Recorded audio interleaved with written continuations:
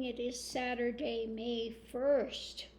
I wanted to look real quick through the cards for India. Unfortunately, the moment I heard about COVID, I knew what was going to take place there. Having lived in India, if you've ever lived there, or even if you've just visited there, you know how much of the population is so poor, and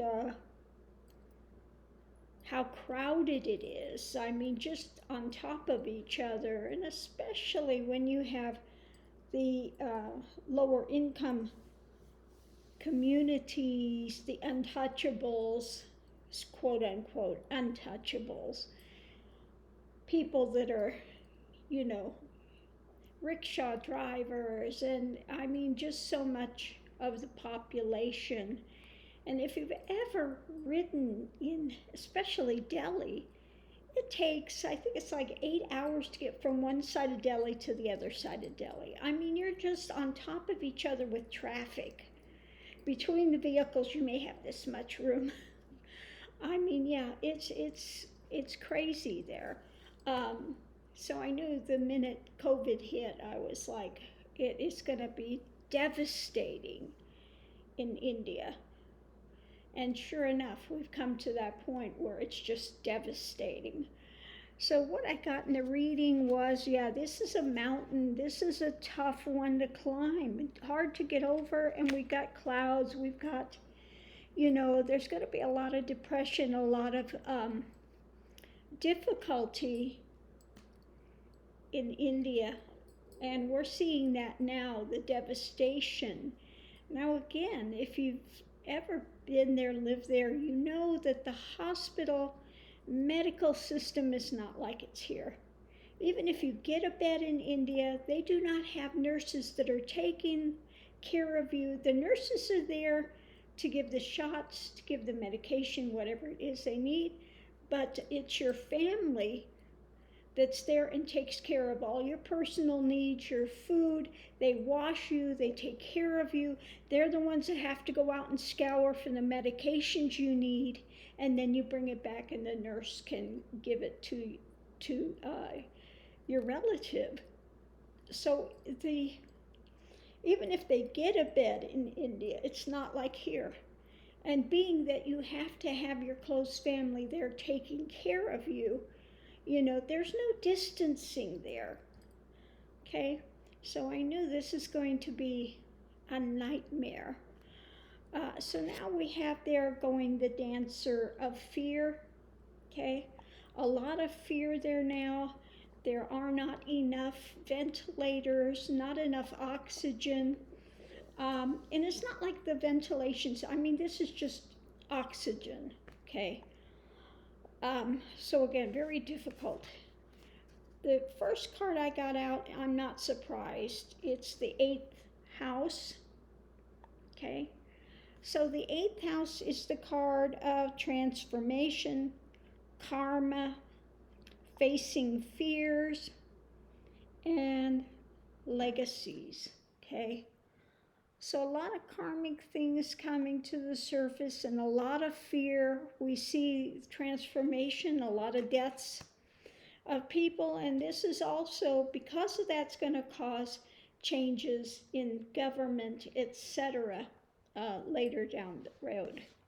What we have first is this is definitely a medical issue.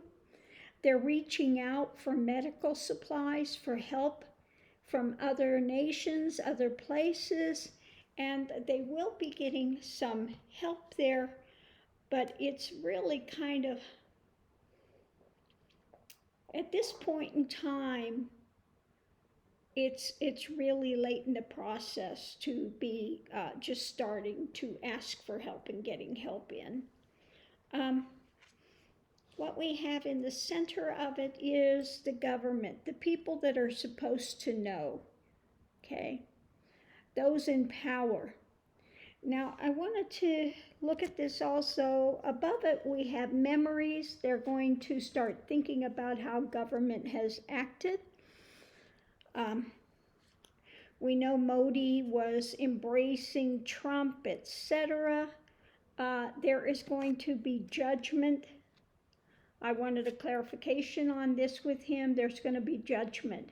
The way he has handled this, the way he's handling this, and the foundation is there is defeat.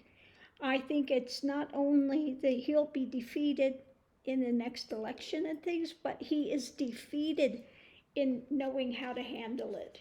He has not handled it well, okay? And so consequently, this has become a big tower moment for India and for the people of India. I mean, just devastated. The funeral pyres are going day and night. And so there's going to be heavy pollution coming up from that as well. Okay, through this, people are just trying to hang on. They're trying their best to hang on because, again, this is devastating. They're losing a lot of their family members. They want to see this move forward. Hopefully it comes to, but they are not. Okay, they're not seeing good outcomes. Again, they're not seeing, they're not having, what do you want to say? Faith. They're not having, you know, they're just seeing this as dark and destructive and, okay, dark and destructive, okay. And so, yeah, it's creating a lot of difficulties there.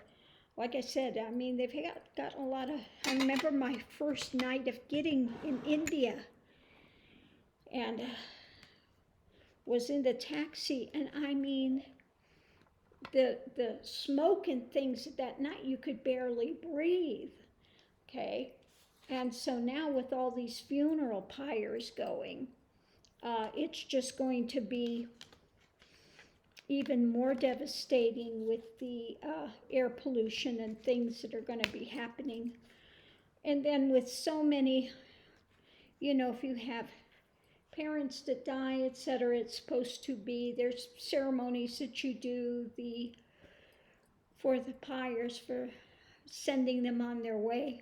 It's supposed to be the eldest son and, you know, crack the skull. And I mean, there's a lot of things that they do for these. So with this amount of deaths and sickness, it's going to take quite a while for India to get a handle on this and to begin to recover. This is going to be a long-standing difficulty. So we are, you know, hoping the best for them, wishing the best for them. And, you know, this is the time to remember that really life is eternal. They may lose their bodies, but they are, you know, alive and awakened and well on the other side, okay? But this is a definite time of transformation and reckoning and changing the system, getting better leadership in, and going forward, okay? So love and light, thank you for tuning in, and I'll see you online.